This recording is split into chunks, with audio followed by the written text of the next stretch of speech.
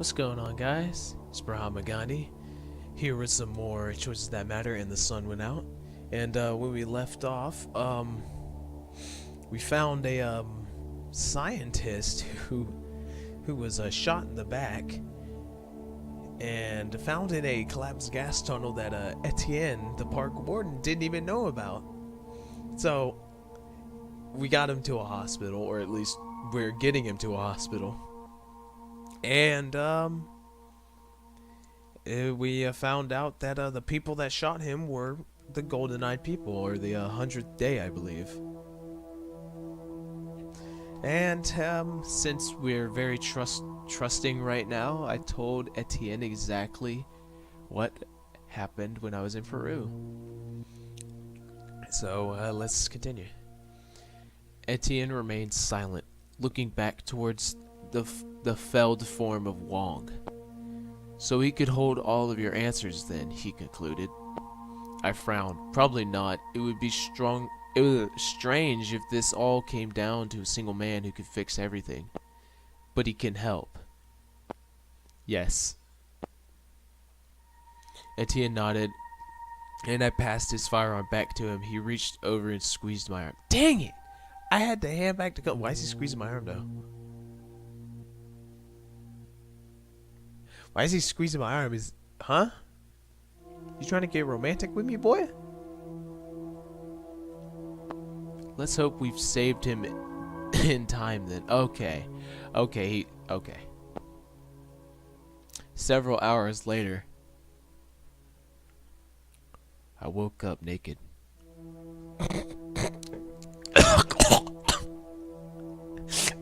I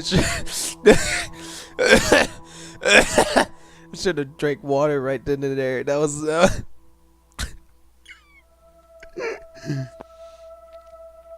I winced as I took another sip of hospital coffee. It was basically glorified dirt, but it was hot and it included caffeine, and I wasn't one to turn that down. Etienne sat next to me, gulping the same steaming beverage. He'd pulled some strings with the hospital and as a hospital. As a park warden, and got us included on any information about Wong. However, as soon as we'd arrived following the ambulance, he'd gone straight into surgery. We hadn't had any news since. Maybe they're not going to give you any news, you know? Because they only give news to family, immediate family. So, you know, I've been thinking. Etienne interjected suddenly. I looked over at him with a tired expression. Okay, look, I already had one person kind of try to get freaky with me, and it didn't work. All right, so are you trying to get freaky with me now? Is that what's happening here? Probably best you don't do that too often.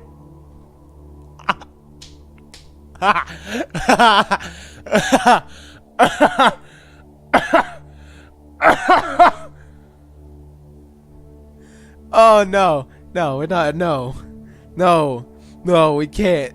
No, we can't. No.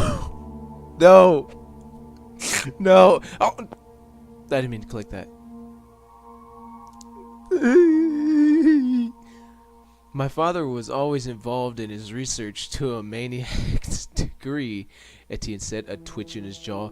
I wondered briefly if this was the reason for their estrangement.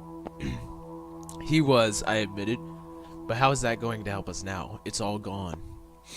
Curiously, he always kept the useless stuff in the open and the juicy stuff locked away, he continued, not really looking at me. He had locked diaries all over the house when I was a kid. Maybe that could tell us why he was killed. Slowly, he reached down and pulled an overstuffed diary out of his bag, turning it over in his hands. I recognized it as Soul's diary. Dang! What? This was his. It got sent to me among a box of his other stuff when he died. He passed the book to me and I stared at it solemnly. You should keep it, he said, surprising me. You've got a better chance than me to find out what it all means, or at least, very least, find someone who can. You let me know when you do. I blinked at him, shocked, turning it over in my hands. It's locked, I said. Then open it.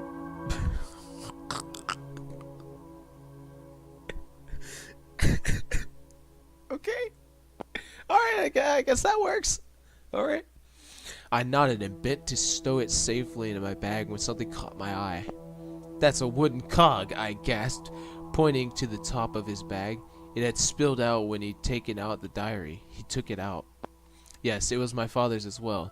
He kept it in a secret place, but I can't figure out why. It seems useless. Hold on. Hold on a second. I remember somebody toying around with a cog around their neck. Wasn't that the old historian dude back in Peru? Etienne, I interrupted urgently. Trust me. Let me take that cog as well. I promise I'll get it back to you. Man, you being nosy as... You being nosy. After staring at me for a moment, he shrugged and handed it over. If it will help. Do you think this will help us, teacher? Hell no, I just wanted the cog.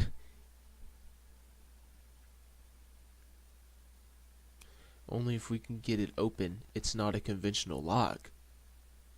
Yes, somehow, yes. That does... That one at the top kind of does make some sense. But that wasn't what I was thinking. So I'm just going to say yes. Somehow, yes. A nurse came out 2 hours later and informed us that Wong was awake. As Etienne and I stood to go in, I received a message on my phone. I motioned for him to go ahead while I checked it.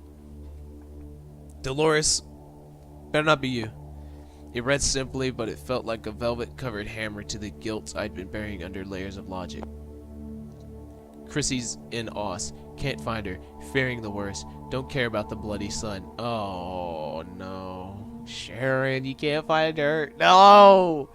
I caused this. No, I caused this. Sharon was in trouble. If I knew the daredevil taxi driver, she would be planning something dangerous to get her daughter back. Frustrated, my phone just vibrated. Frustrated, I stepped into the hospital room to find Etienne pacing at the end of Wong's bed. Oh, good lord. Wong himself looked pale but alert, which was better than he looked earlier. What's happened? I asked, picking up on the agitation in the room. My father was working with a group called the Aetherites, Etienne said, ruffling his hair in frustration. Wong says his research was important and is almost certain why he was killed. Good lord. He rounded on Wong, clasping his hands together, pleading. You have to tell me more about the Aetherites. It's the only way I'll find my father's murderer. Wong shook his head sadly. I can't.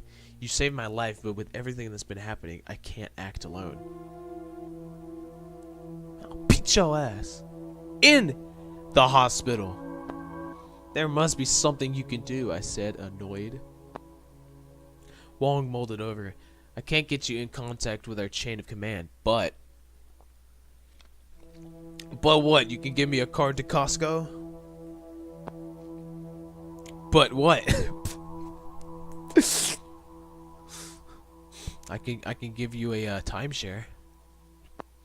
You have to go to Tokyo to meet them. Etienne nodded viciously. I can do it. I decided to follow any lead I can anyways. This is the strongest I can get. He turned to me, fire in his eyes. You coming? Hold on a second. I need to decide, do I like Sharon or Etienne better?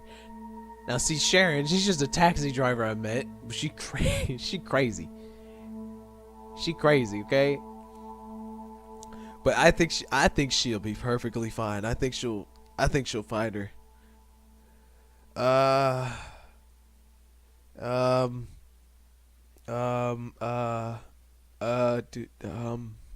Crap, do I want... Man, where do I want to go? Hold on. I'm gonna think this over. Okay. I've decided. What I'm gonna do, I've decided now. I'm gonna do 2 playthroughs of this. For this one, I think I'm gonna help out Sharon. And then for the next one, I'm gonna help out Etienne. But I'm pretty sure that this is not the only time that we're gonna run into them, so... I'm sorry, Etienne. I know, I know your father, right? He was very, very good man, okay? But I have to help out the taxi driver. So I gotta go to Australia. I'm sorry. I'm sorry, bro. I gotta go to Australia. Australia? Etienne asked, eyes bugging. What on earth is in Australia? The biggest rock of Earth, bro? Come on, bro. The Outback? Come on, man. There's a steakhouse named after it. Come on now. You should know this. Okay. Oh no. Don't be offended. Please don't be offended. I like you, Etienne, okay? But Sharon needs my help, okay? I made a mess when I was in Peru. I got a girl kidnapped and I have to make that right. Oh, hell no. You just The anger in Etienne's face melted and was replaced with understanding. Okay, he was angry. He was angry. I wasn't gonna. Oh my god, he was angry with me. What? Look, man, I would go to Japan with you, okay? I would go to Japan. But I gotta set this right. Maybe if I finish the thing in Australia quickly, then I could go to Japan, and I could find you, and I can help you, and I could, yeah, we could find the murderer, bro. Yeah. Okay, I clapped him on the shoulder, nodded to Wong, and then backed out of the room. Man, I had plans to make. Arc 4 completed. You and 26 of players are going to Australia from Flying Falls to rescue Chrissy. Damn! I was in the minority. I should've... Man! Oh, man. Oh. Dang. Most people went to Tokyo, Japan. Damn. Alright. Well, like I said, I'm doing a second playthrough of this game. We're gonna do the exact opposite of what I did. So yeah, we'll see what the 5-1. Okay, so I guess 5-1 is with Sharon or something like that, and maybe like 5-2 is with Etienne, and then maybe 5-3 is doing your actual fucking job. Begin arc 5-1. Let's see. Outside the window of the plane, the big blue stretched out as far as my eye could see. Flying to a country that was basically an island was something new, even for me, particularly one so large. Despite this, the flight so far had been enjoyable. Etienne had sent me off at the airport, Wong waiting in his jeep. The park warden hadn't let him out of his sight, and the scientist was understandably paranoid. Since then, it had been smooth sailing or flying. Dolores, though miffed that I had gone against the company's wishes, organized the flights and transitions flawlessly. Oh, damn. This is gonna come to bite me in the ass later. It was nice to know that she'd still work with me when I was going against their wishes. The man sleeping next to me was jolted awake by the person next to him, annoyed at being slept on, and I hid a smile.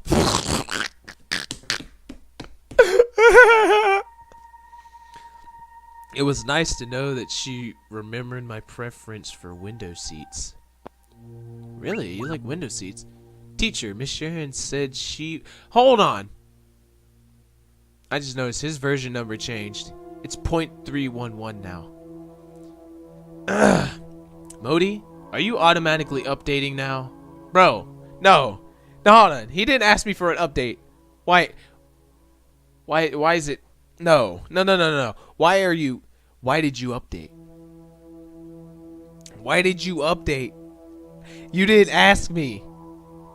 Man, I hate it when technology does that, where it's like, you need to update, and you're like, okay, I'll do it later. And then it automatically updates for you later anyways. You're like, I want to do this 10 days.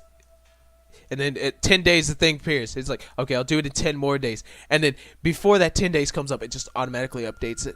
I hate it when that does that. Okay, teacher, Miss Sharon said she will be waiting at the airport for us. Good. Should we alert the police that we believe Miss Christie is being held against her will? Modi, I have been arrested once, okay? I don't want the police again. That is, yes, that is definitely Sharon's decision. If she hasn't, it's not our place. It's her. Come on now.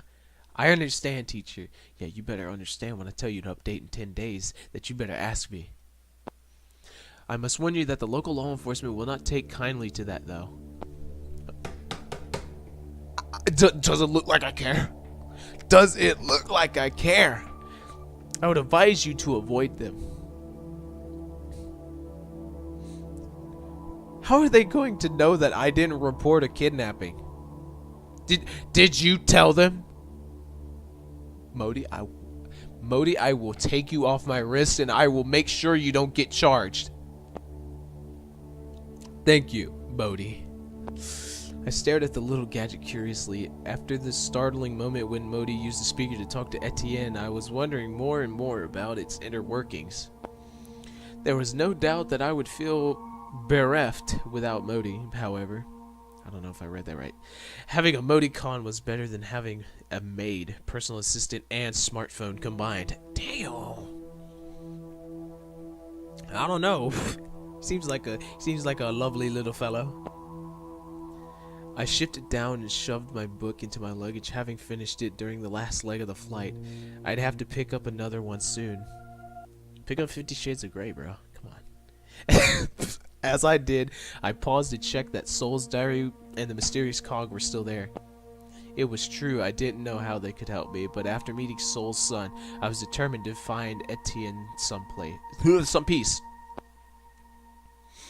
Just after I found peace for Sharon. Yeah, come on now.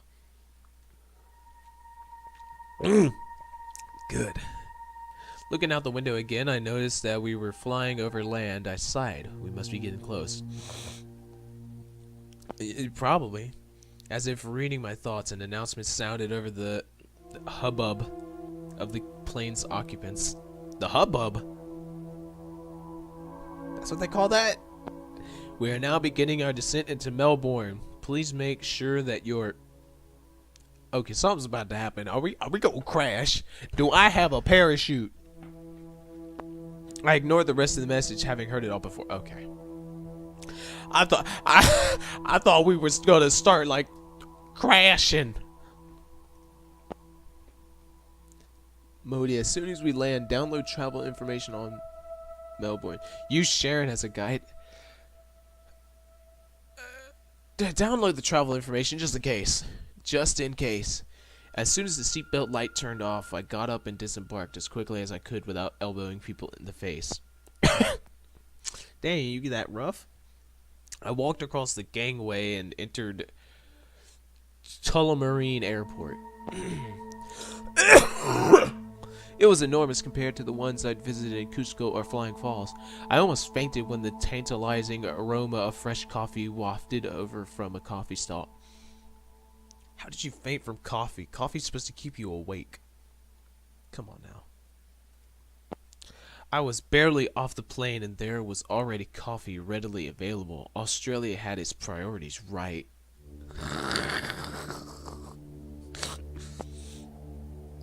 I got myself a giant takeaway cup while keeping an eye out for Sharon, but no dice. She had to be out past the metal detectors. I followed the signs towards bag collection, looking for my friend as I went. By the time I had collected my bags, I was starting to get worried. Oh no, Sharon, I came here to help you. Where are you? Come on, girl. Come on. Modi, message Sharon. Ask her where she is. I said, shouldering my bag and walking out the terminal doors. That won't be necessary, teacher. Do you see her? Miss Sharon is in a car to your left. She had a bullet wound to the head.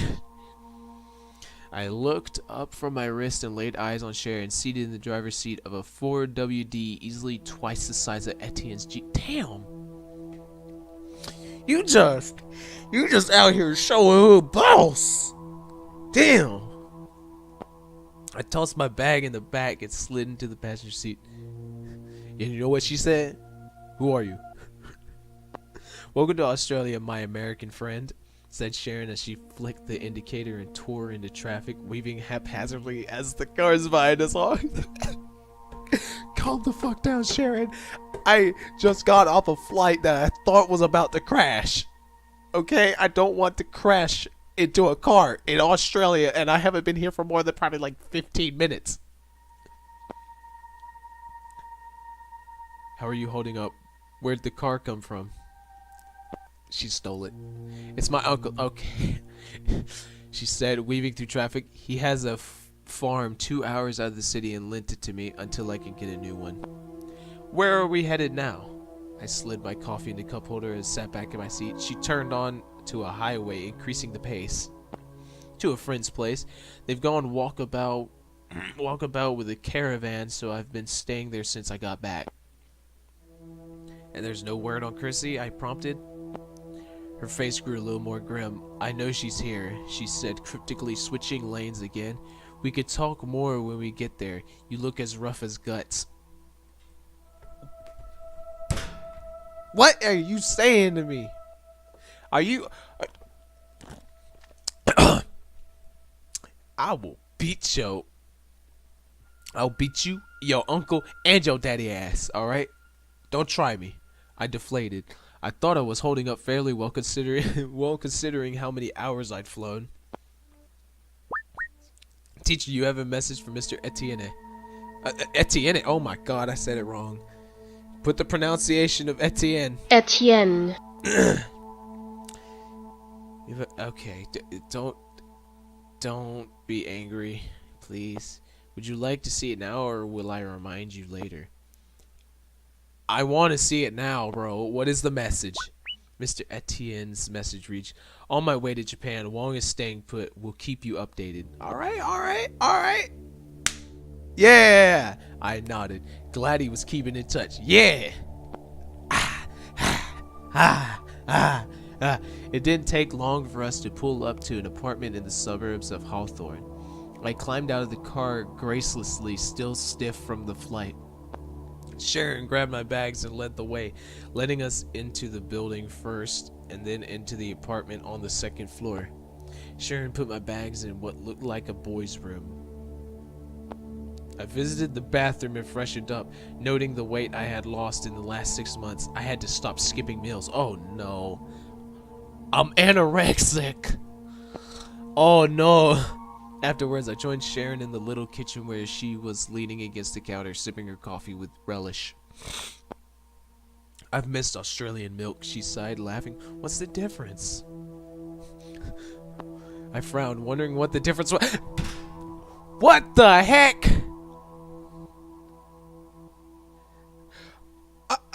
Can I ask her what the difference is? Chrissy is here, she said again before I could ask her about the milk. What the hell? I called my cousin. She worked at Tola Marine and she checked the security feeds. She wouldn't let me see them, but she sent me this. Oh no, is it gonna be her walking in with two people? She indicated a printed photo on the counter next to her. I reached over and picked it up with my free hand while Sharon handed me a mug.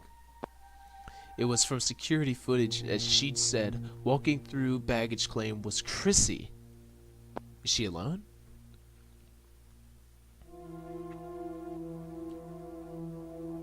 Okay, she's alone. Then what's the problem?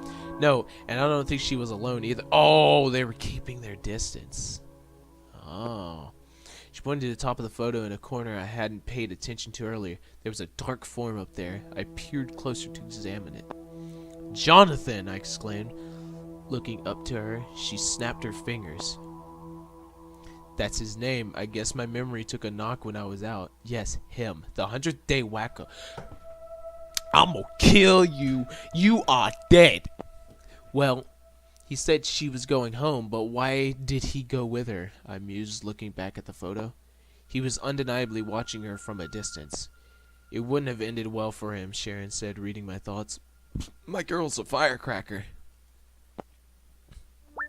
Teacher, would you like me to put his face through facial recognition?